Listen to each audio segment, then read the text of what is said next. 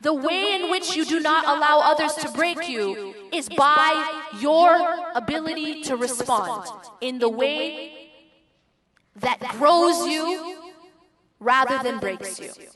And by forgiving, you're taking back that power. Because you're saying, you can't control me, you can't break me. I am going to take whatever has happened in my life and I'm going to use it to become stronger. And I'm going to let it go. And I'm going to forgive, not for you, but actually for me. I'm going to forgive because number one, that frees me.